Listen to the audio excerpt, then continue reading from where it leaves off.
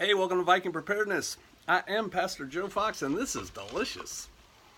This is like a V8 blueberry pomegranate energy drink thing. Comes in a little skinny can. Put it on ice. Man, it's delicious. I think it has caffeine in it too. Okay, enough of you expressed an interest in how to talk to strangers that I thought I would get into that. And so let's just get straight to it. You know, we all know people who have the gift of gab. They can just talk to anybody about anything, and you know, they seem comfortable in all social situations. And those people exist. I seemingly have the gift of gab. I speak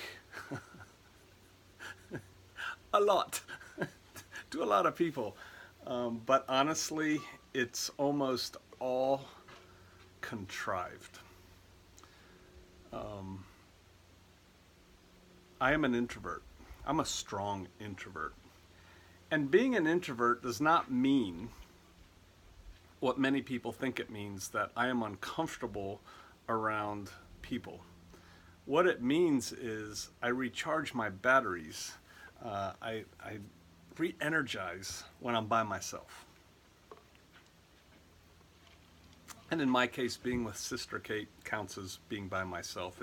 She's fine. She doesn't get into I don't need to be away from her to relax.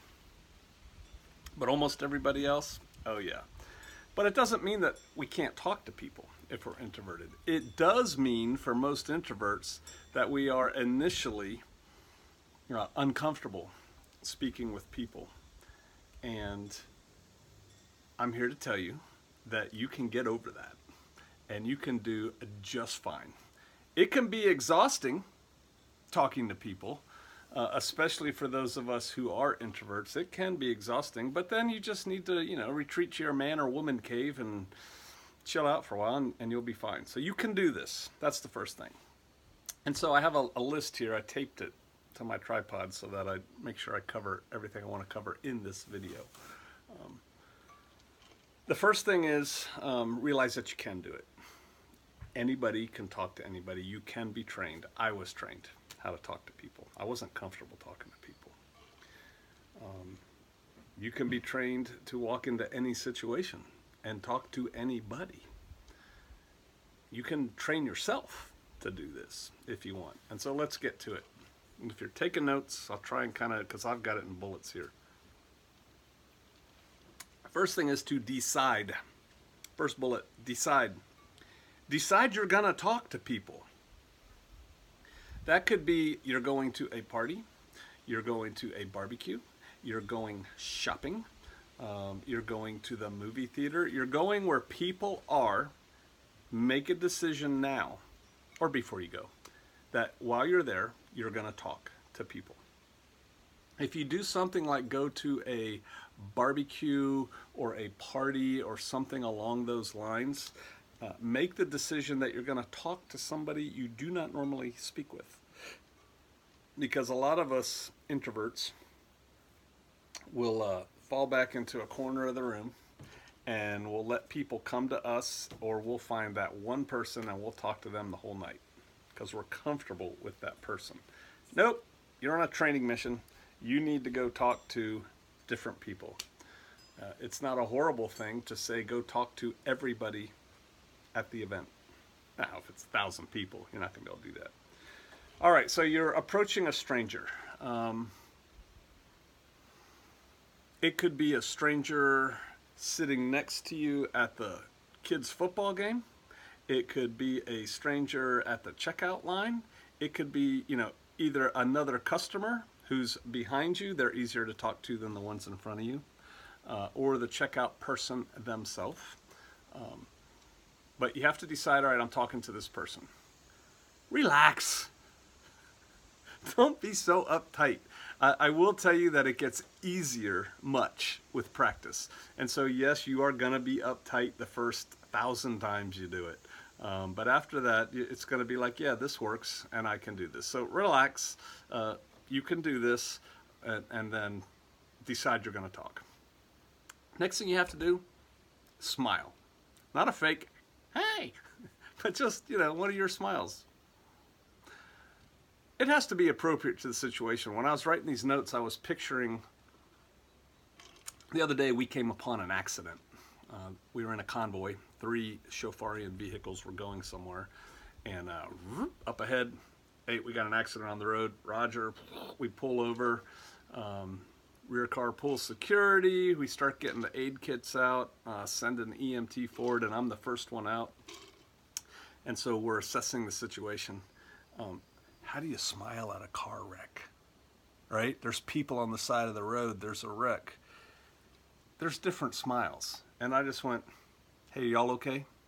I'm getting ahead of myself on here. But it's an approachable, friendly face. Try to keep it germane to the situation. But when in doubt, smile. Hey, how you doing?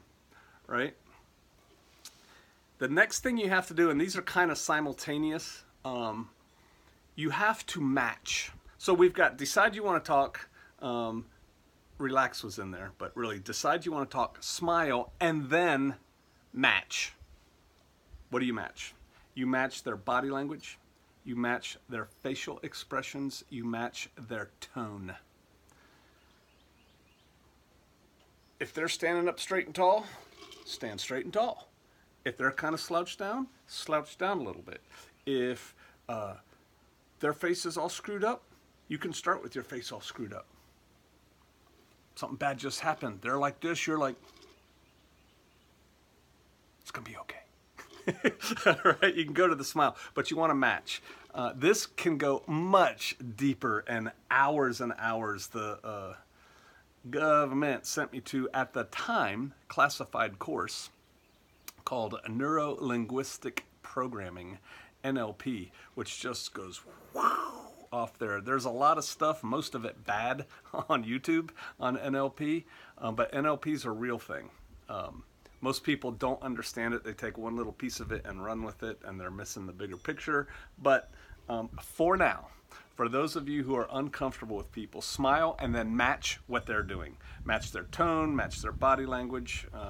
It goes deeper, matching their breathing and everything. But do that. Maintain eye contact. Not this kind of eye contact. You doing okay? Hey, it's nice to meet you. My name is Joe. Not that. But look at them. Don't look at the ground. Hey, how you doing? Here, I'll get closer so you can see me. Hey, yeah, so blah, blah, blah, blah, blah, blah, blah. You got to look at them.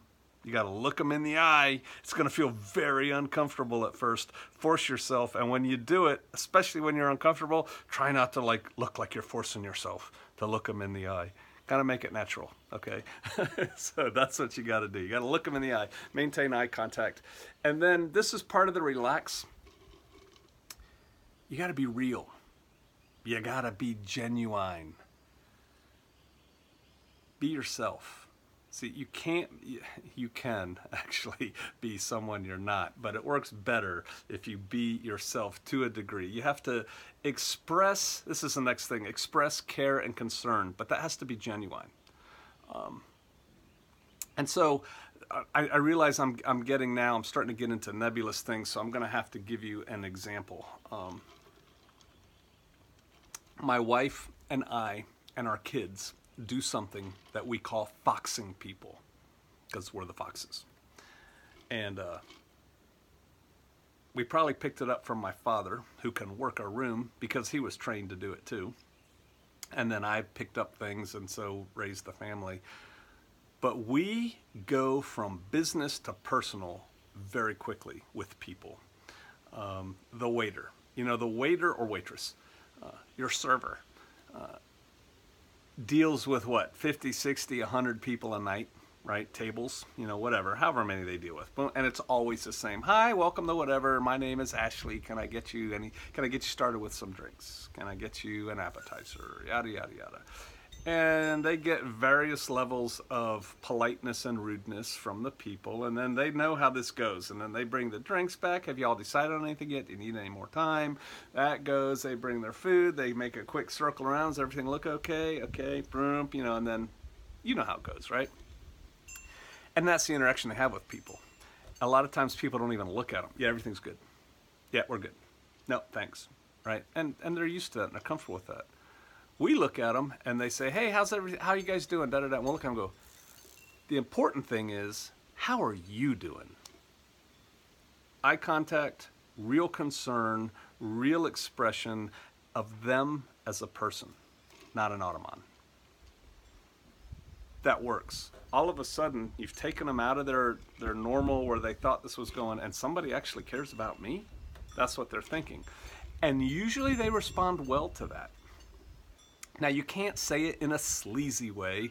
You know, I wouldn't say that to some, you know, 20-something hottie when I'm not with my wife, you know, where she thinks, oh, he's hitting on me. You know, you got to keep it real, right? You got to be genuine. You know, I'm not talking about the game or something like that. But just express honest concern with them. We go into the bank the other day. I'm just trying to review conversations I've had because I talk to everybody on purpose, and I make myself do it. My comfort mode would be to go in, do my business, and leave. I make myself talk to everybody. You got to do the hard things, right? We walked in the bank the other day. They like my wife because she's an extrovert. And they're like, hi, how you doing? Da, da, da, da, da. And I looked at her, and I say this to a lot of people. It's one of my lines that I use. But I'm like, wow, you know what? And I'm looking at them. So they're like wondering, what is he going to say next? You know what? I say, you know what? Today is a great day not to be a roofer. You have a good job. Right? Because she's in an air-conditioned bank. She's like, yeah, you know, you're right. It is. Da, da, da, da, da. Right there, you can take that and take it somewhere. How long have you been working here? Boom. All of a sudden, they're talking about themselves. And the important part about communication is listening. Right? You want to get them talking, and then you want to do what's called active listening. Uh-huh. Mm-hmm. Oh, so you've lived here 3 years. You know, they say, oh, I've lived here 3 years. Oh, yeah, I've lived here. They say, yeah, well, we've lived here about 3 years. Oh, 3 years. All you did is repeat what she said, but she thinks you get it and you care. It's all on a subconscious level. And she's like, yeah, we moved here from Minnesota. Oh, Minnesota. Now, the next thing that you have to do, and these aren't exactly in order because I was just going to go somewhere else, but I'm going to do this right here. You got to ask them something, right? Like I got ahead of myself and I asked them, so how long have you been here? Or whatever, you know, just something. Ask them a question, because when they answer you psychologically, that usually puts them in a position of power. Now, they're not thinking this through, but it's all psychology. And so you're giving them the option of showing you how knowledgeable they are, how powerful they are, how helpful they are, and it makes them feel good, right? You could ask them anything. So, how long have you lived here? That's what I just asked them. And then so they tell you that. Or you could say, let me think, let me go through a conversation I just had with somebody. You guys have a safe trip here? That's a yes or no question. You never want to ask yes or no questions unless it's directly leading to another one. Do you have an easy trip here? Oh yeah, it was easy. So how long did it take you to get here? I asked that question. You're finding a lot of different things out when they answer that question. Oh, about 2 hours, but we stopped somewhere along the way. Now we have different venues we can go. We have different approaches that we can take. It took you 2 hours to get here. We stopped somewhere along the way. That's two different things. 2 hours to get here. Where did you come from? We stopped somewhere along the way. Where did you stop? What did you buy? How did you find it? Was it nice? How does it compare to? See, you've got all these different questions you can kind of go and let them talk. And when they talk, don't interrupt them. Let them finish. And if they want to take it on a tangent, let them go on a tangent. Go on the ride with them. The next thing is kind of stepping outside of this conversation, but it applies. Read a lot. You read a lot. Read a lot of different things. Society is getting worse at understanding viewpoints that they disagree with, or knowing about things that they don't care about, because there is so much of what we do care about available. If you like my channel because you're a prepper, there's probably a good chance that you watch other prepper channels, and you may be on prepper forums, and you read prepper books, and you focus on the news that deals with preppers. And what you're not focusing on is the news that deals with things that you don't care about. You're not reading about things you don't like. You're not, you see what I'm saying? And so we can fill our day with stuff we're interested in now, because it's just all available out there on the World Wide Web. It's good to be well read in a variety of things so that you can find a connection with the person you're talking to. You know, how long did it take you to get here? Oh, it took, how was your trip? It was fine. How long did it take you to get here? It took us 2 hours, but we had to stop somewhere. Okay, so where are you coming from? We're coming from Joplin, Missouri. Let's just say that. What do you know about Joplin? Find something that you can connect with them. Joplin, wow, were you there when that big tornado went through? All I know, honestly, I'm being honest here, is that there was a huge tornado that ripped up Joplin several years ago. But man, I can turn that, right? Wow, were you there when that big tornado came through? We were, that came through in this year and da-da-da-da-da. Let them talk, ask them some questions about the tornado. So what did you guys do? Da-da-da. See, I just found that one point of connection and we're off to the races. Or we stopped at the feed store to get some food. Oh yeah, what kind of feed did you get? Oh, we got food for our hogs. I don't eat pork. You know, I don't think anyone should eat pork. However, America. I know a couple things about raising pigs. What kind of pigs do you guys have? How many do you have? Do you get them at the 4-H? Do you raise them for meat? Do you eat them? Do you sell them? You know, just, and you're talking to them about something they care about. And so now they're interested in talking to you. So you have found the connection. You really have to look for that connection.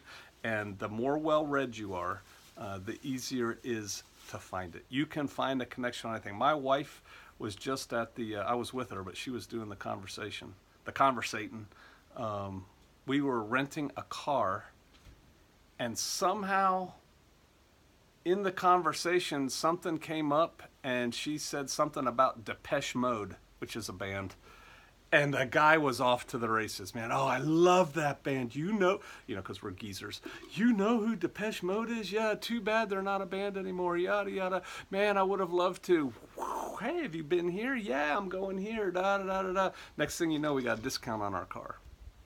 Oh, yeah, because of Depeche Mode, right? I mean, you just got to find a point of connection and then let them go. You have to let them talk. Right? That's the whole thing here. It's like, how do I talk to strangers? Find something and let them talk. That's how you talk to strangers. So it's not that hard. You just have to be interested. And then after you find the connection, you have to, and this is where we could go into another couple hours, it's elicitation or other things. You want to lead the conversation as subtly as possible to the goal. Because see, really you have to have a goal. You should have a goal in every conversation. For y'all who are just starting out, who are uncomfortable speaking with people, the goal is practice. Keep the conversation going. Let it flow. Play with it a little bit. Okay, nice. Hey, it's nice meeting you. You're done. That could be your goal. Another goal could be to obtain information. How is the mayor perceived in this town? It's not like you can walk up to the clerk at the store. You can, but it wouldn't work well. So what do you think about the mayor in this town? See, that ain't going to work, right? So you got to get the talk going, and then you got to subtly start steering it towards life in the town, politics in the town. And when they hit on things that are getting closer, you're like, oh, yeah? And then you just keep steering them until now we're talking about the mayor. He is talking about the mayor. And then you keep the conversation going that way. So it's active listening there. Maybe you want to know where you can get a house to rent. Maybe you want to know where there's a good mechanic. it doesn't work. It can sometimes, but not usually. It doesn't work real well to get right to the point with most people. Hey, do you know a good mechanic? Because now what they know is, oh, the only reason she is talking to me is because they want something from me and they feel used. And then the conversation's shut down. So you just kind of subtly bring it around to mechanics, and you don't even have to ask them directly. You know, you could be talking about things and going, yeah, man, it's just hot and my car, man, it's just, you know, it's tough finding a good mechanic around to get it fixed. I got a radiator that needs something done to it. You're kind of looking at them. I know a good mechanic. Or, yeah, I know, I hear you. It is hard to find a good mechanic. Okay, that didn't, you know, you kind of struck out there. You didn't find one. They agreed with you. And you're like, so, you know, you might have to take it. So what do you do? I mean, how does somebody find one? You're putting them back in a position of power. Well, I use my brother. Does he work on other cars? Where does he live? How do I get in contact with him? Boom, boom, boom, boom, boom, boom. And you can do that. Sometimes, depending on what you're doing, and again, we're getting off into finer points. The purpose of the conversation is to get a second meeting. And that goes very deep into other things.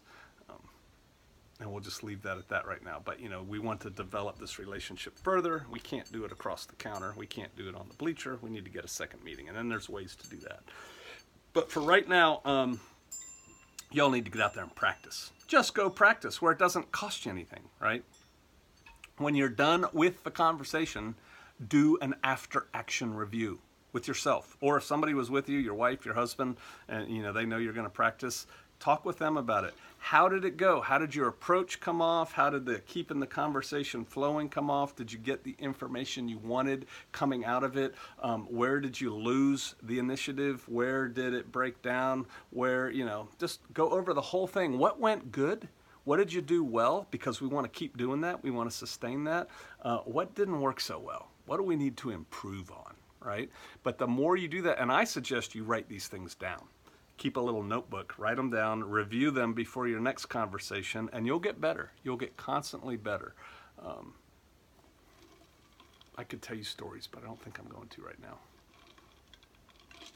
now. So let's just review. Decide you're going to do it. Decide you're going to go talk to people. Smile.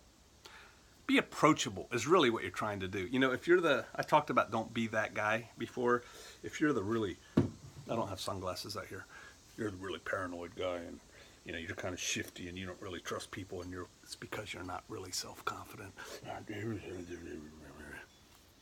You're not approachable. Nobody wants to talk to you. See the hat? How you doing? Hey, do you know where there's a bank? How y'all doing? Whew! It is hot out here today, isn't it? Man, right? Just go with it. Whatever they say, go with it, right? So smile and then match their body language and tone. If she's like kind of uptight because her boss is there, a lot of times that's another way you can make an approach to them. It's like, you know, her boss just came over at the counter and said, you know, and then walks away. When the boss is out of earshot, you can go, man, I feel for you. That's a tough boss. See, you're expressing concern. You're looking at them in the eye. You're talking to them like a human being who actually cares, who has a life outside of, may I take that? Did you find everything okay? You're like, man, that's tough working for her or him, isn't it? They'll probably do something like roll their eyes. Yeah, tell me about it. But hey, it's a job, right? See, I'm leading the conversation now. Hey, it's a job, right? Yeah. I mean, how long have you worked here? Oh, about 6 years. So do you see this going anywhere? You know, well, yeah, I'm going to go to cosmetology school and dun. What, they have those around here? Where's that? They got one in, you know, Mountain Home or whatever. Mountain Home. See, I really actually want to know about houses in Mountain Home. So you're like, Mountain Home, huh? Wow, I've never been out there. What's that like? Right? Whatever, man. Just go with it. Just start talking. All right, so match the body language, face the tone, make eye contact, look at them. Be real, be genuine, don't be fake. Let it flow. I didn't write this down as a thing, but you got to listen more than you speak. You speak just enough to get the dam open and going, and then you just speak enough to keep that going. Ask, put them in a position of power, let them be able to help you. Read a lot so you have a broad base of things that you can touch on. You know, do you know the capitals? Do you know what cities are in what towns? Do you know what, you know, just everything you can learn, just because all you want to do is find something they say and go, oh yeah, like blah, blah, blah, huh? And that'll go. Find a connection, lead to the goal. Lead the conversation to the goal. Try and do it subtly. Try and just edge it towards what you want to find out or what you want to come of this meeting. That is it in basic broad strokes. It gets a lot deeper than that. There are ways to shift conversations. There are ways to get people to talk more. You know, there's negating. There's all kinds of things.